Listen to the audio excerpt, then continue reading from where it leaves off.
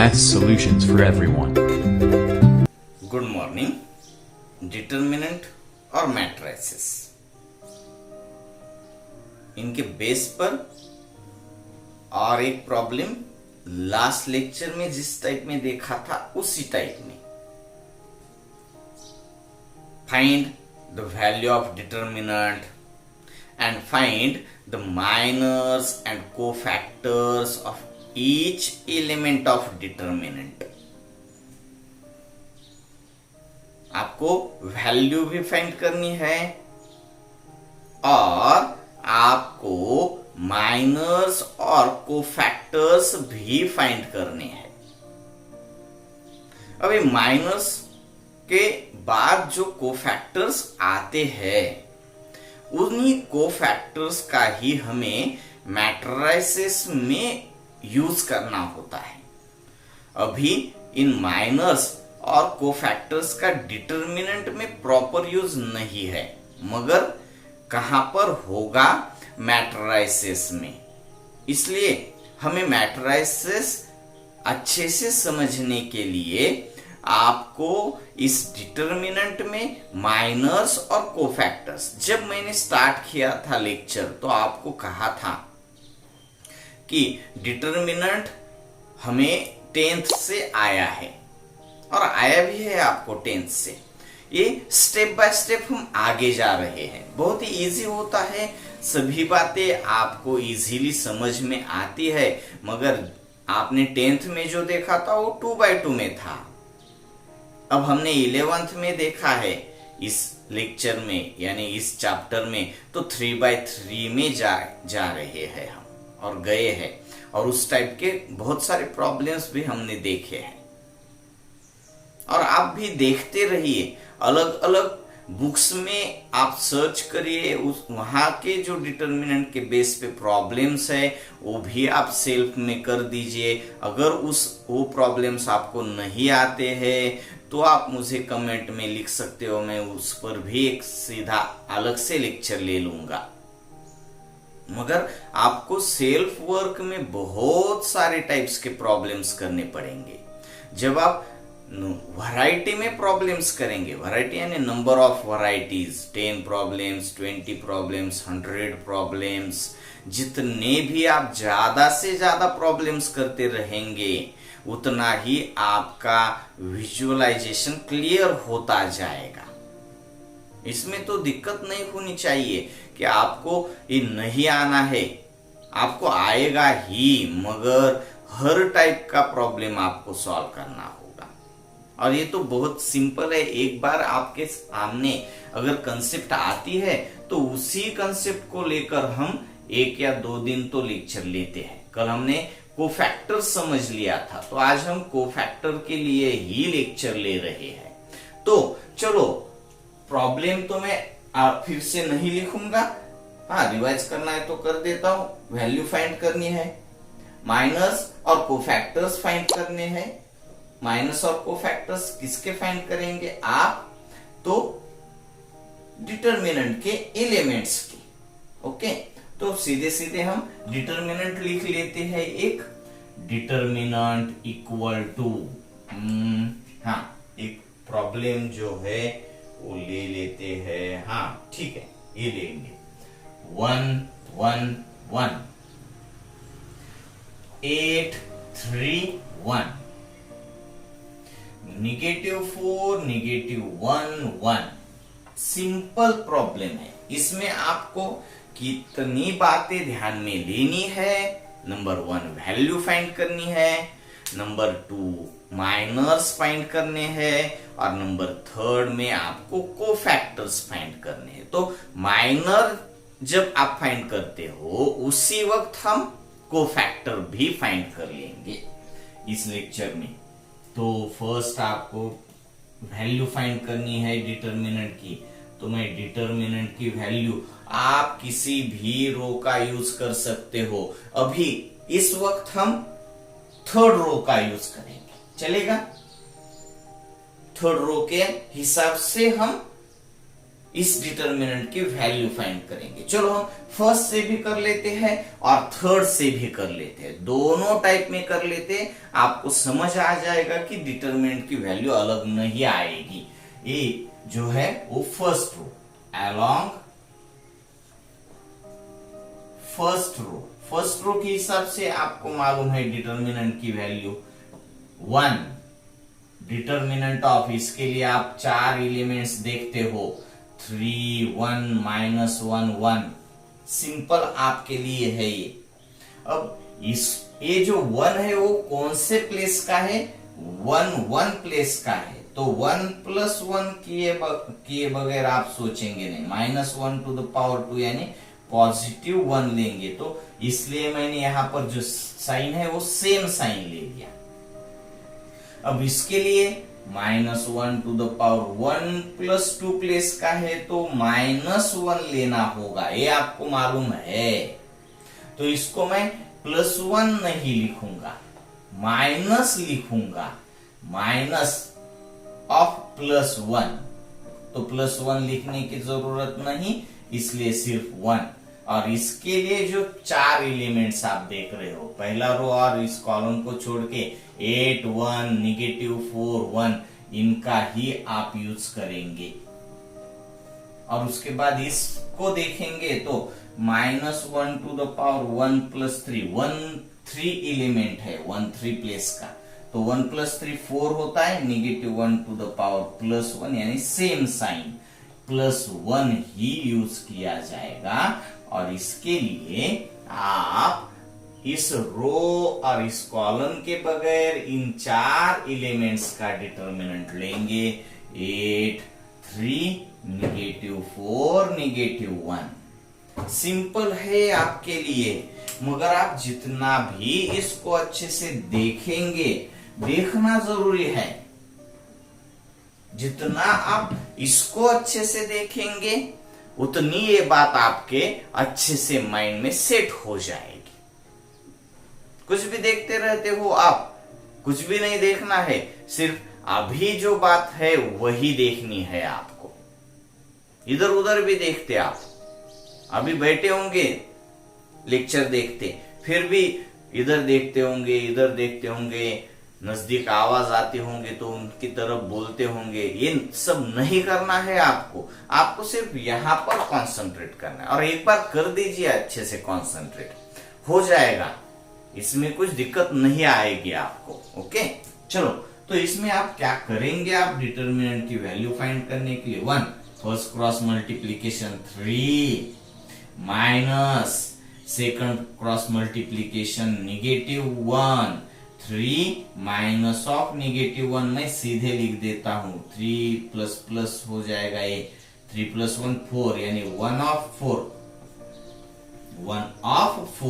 Okay, -1 of पहला cross multiplication 8 minus second cross multiplication negative minus minus plus यानी 12 हो जाएगा। इसमें भी आपको कुछ दिक्कत नहीं आनी चाहिए। +1 तो +1, पहला क्रॉस मल्टीप्लीकेशन -8 माइनस ऑफ -12 तो माइनस माइनस बन जाएगा +12, -8 + 12 का कैलकुलेशन आ जाएगा 4। तो अब होगा क्या आपका, ये 4 1s are 4 -12 + 4 1s are 4, 4 + 4 8, 8 - 12 होता है -4, 4 + 4 8, 8 - 12 -4। ये तो आपने देख लिया, मगर किस रो के हिसाब से, फर्स्ट रो के हिसाब से, अलोंग फर्स्ट रो का यूज किया और आपने डिटर्मिनेंट की वैल्यू फाइंड कर ली, वो आई आपके सामने -4। आप अब थर्ड रो का भी हम यूज करेंगे। Third value of determinant along third row, R3 भी कहा जाए तो भी चलेगा, अलोंग R3 लिख सकते हो आप, अलोंग R3 यानी थर्ड रो के हिसाब से डिटर्मिनेंट की वैल्यू फाइंड करनी है। तो ये इसके लिए आपको पहले तो देखना होगा कौन से प्लेस का है ये, 3 1 प्लेस का, तो -1 टू द पावर 4 यानी +1 ही होगा, फोर्थ पावर है ना तो +1, यानी जो साइन है वो आपको लेना होगा प्लस ऑफ -4, ये -4 है तो -4। डिटर्मिनेंट ऑफ इसके लिए इस कॉलम और इस रो के बगैर 1 2 3 4 4 एलिमेंट्स आपके सामने है, ठीक है। अब सेकंड इसके लिए कौन सा साइन लेंगे, -1 टू द पावर 3 + 2, ये 3 2 प्लेस का है, 3 2 प्लेस का है तो 3 + 2 होगा यानी 5, यानी -1 होना चाहिए, तो ये माइनस तो लेंगे और इस पोजीशन की एलिमेंट को भी लेंगे -1, ठीक है। तो -1 आप लिख सकते हो सीधे सीधे, +1 भी, +1 लिख सकते हो ना आप, माइनस ऑफ माइनस +1 हो जाएगा। और इसके लिए इस रो और इस कॉलम के बगैर 1 1 8 1 1 1 8 1, ओके। और अब -1 टू द पावर 3 + 3, इस पोजीशन को आप कहते हो 3 3 पोजीशन, प्लेस 3 3 प्लेस है, तो 3 + 3 6 होगा और ये +1 यानी सेम साइन यूज करना होगा, तो +1।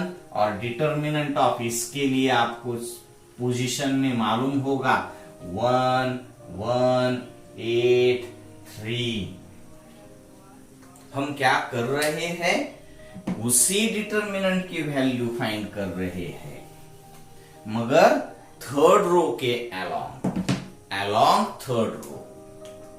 अब होगा क्या, -4 ये पहला क्रॉस मल्टीप्लीकेशन 1 माइनस दूसरा क्रॉस मल्टीप्लीकेशन 3, 1 - 3 का कैलकुलेशन -2, मैं लिख देता हूं -2, ओके। +1 और पहला मल्टीप्लीकेशन 1 माइनस सेकंड 8, 1 - 8 -7 बन जाएगा, -7।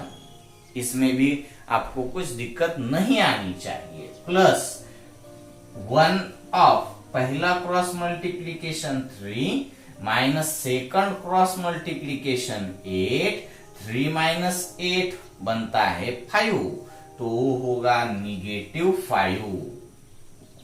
अब -4 × -2 +8, minus into minus plus, 4 2 jar 8, plus minus minus 1 7 jar 7, plus minus minus 1 5 jar 5।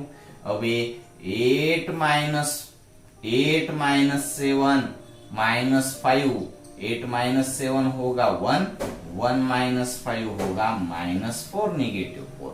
यानी आप फर्स्ट रो का यूज करके भी फाइंड कर सकते हो डिटर्मिनेंट की वैल्यू, तो आप सेकंड का भी यूज करके डिटर्मिनेंट की वैल्यू फाइंड कर सकते हो। हमें यूज करना है अभी आगे जाकर क्रैमर्स रूल हमें देखना है, जो आपने 10th में भी देखा था, मगर वो 2 वेरिएबल्स के हिसाब से देखा था, x y।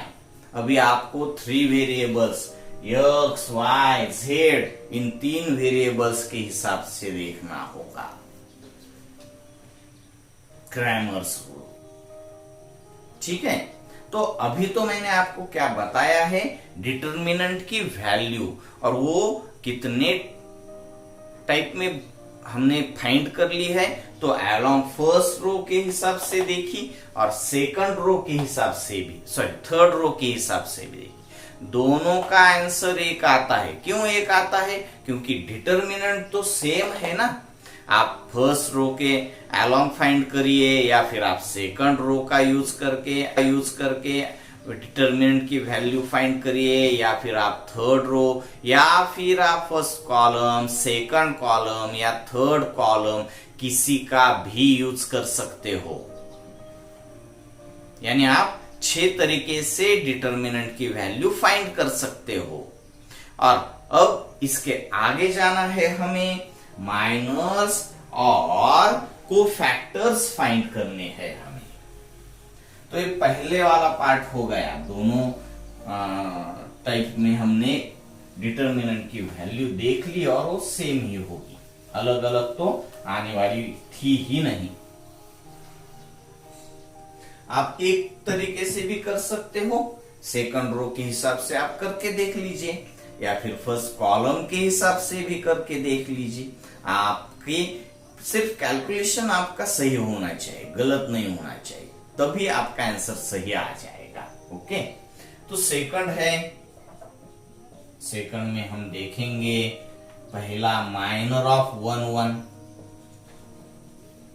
इस 1 1 प्लेस का माइनर आपको फाइंड करना है।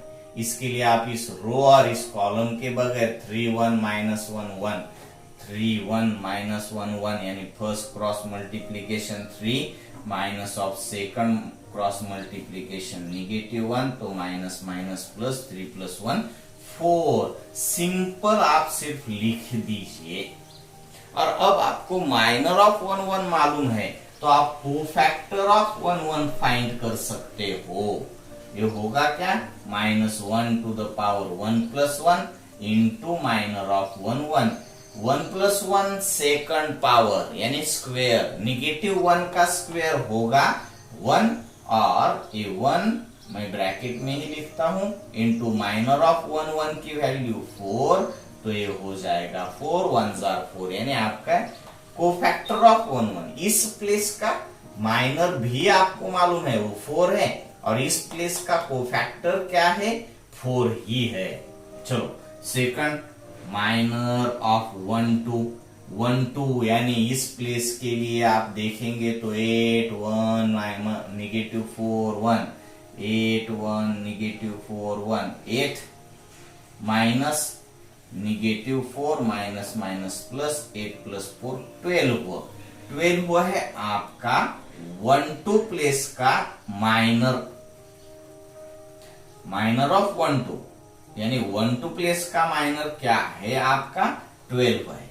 अब आप इसी प्लेस का कोफैक्टर फाइंड कर पाएंगे। कोफैक्टर फाइंड करने के लिए कैपिटल ए लेटर हम यूज करते हैं, A1 2 यानी 1 2 प्लेस का कोफैक्टर, तो होगा क्या, -1 to the power 1 + 2 into minor of 1 2, -1 का क्यूब है ये, आप देख लीजिए, 1 + 2 यानी 3 पावर, -1 to the power 3 यानी -1 into -1 into -1 minus minus plus into minus यानी -1 बन जाएगा।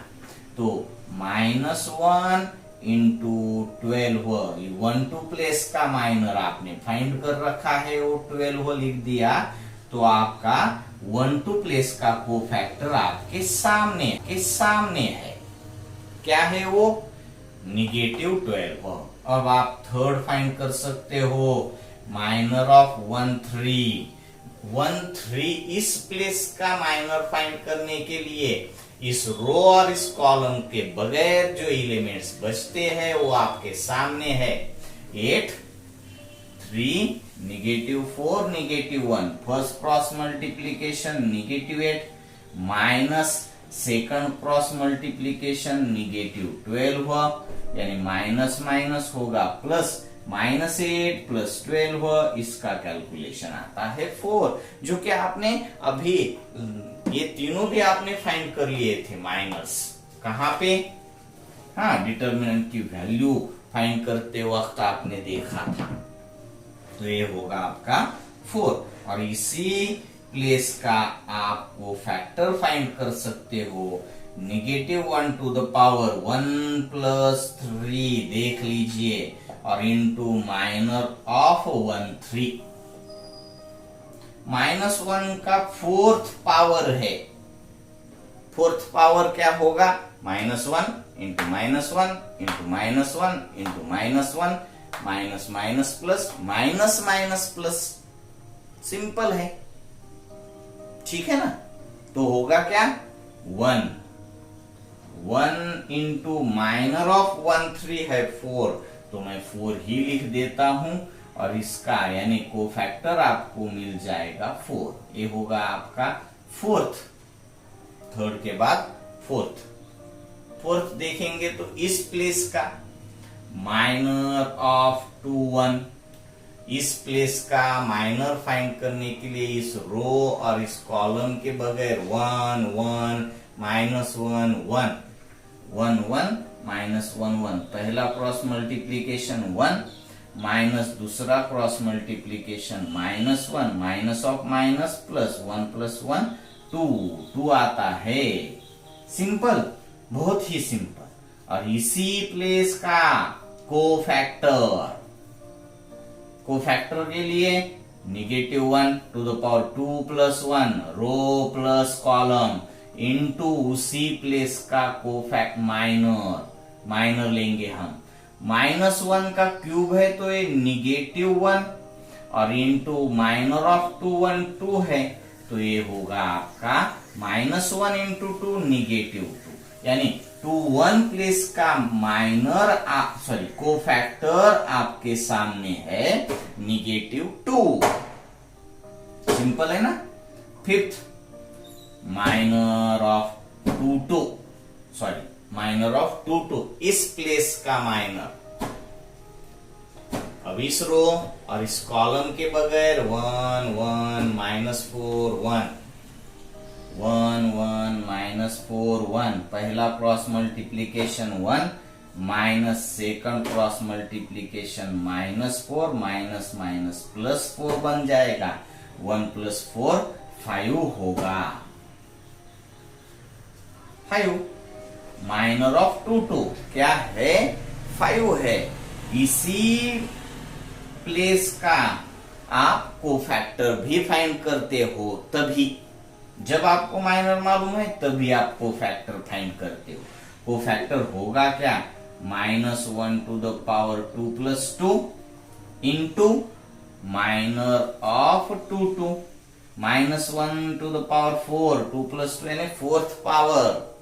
अब फोर्थ पावर के लिए आप हिसाब देख लीजिए अच्छे से तो आपको समझ आएगा। फोर्थ पावर यानी +1 होना चाहिए और इनटू माइनर ऑफ 2 2 5 है तो मैं 5 लिख देता हूं, यानी आपके पास 2 2 प्लेस का कोफैक्टर भी आपके सामने है। सिक्स्थ, माइनर ऑफ 2 3 यानी 2 3 इस प्लेस का माइनर। अब इस प्लेस के माइनर के लिए आप इस रो और इस कॉलम के बगैर 1 1 -4 -1 1 1 -4 -1, पहला cross multiplication -1 minus second cross multiplication -4 minus plus 4 बनता है। -1 प्लस 4 का कैलकुलेशन 3 आता है। तो इस प्लेस यानी 2 3 प्लेस का माइनर जो है वो 3 है और अब इसी प्लेस का आप कोफैक्टर भी फाइंड कर सकते हो। सिंपल है ना आपके लिए ये बात, बहुत ही सिंपल है। मगर एक ही स्टेप आपको 9 टाइम्स करनी है, एक ही स्टेप। जैसे आपने 1 1 प्लेस के लिए किया उसी टाइप में आपको 1 2 प्लेस के लिए भी देखना है, उसी टाइप में 1 3 प्लेस के लिए, उसी टाइप में इस 4th एलिमेंट 5th एलिमेंट, अब 6th 7th 8th 9th। ठीक है, तो चलो देख लेते हैं। -1 to the power 2 plus 3 into minor of 2 3 5th power है तो ये होगा -1 इंटू इस प्लेस का माइनर है 3 -1 इंटू 3 तो -3 बन जाएगा। सिंपल है ना ये बात, आपके समझ में आती होगी। बहुत ही सिंपल प्रॉब्लम्स है ये।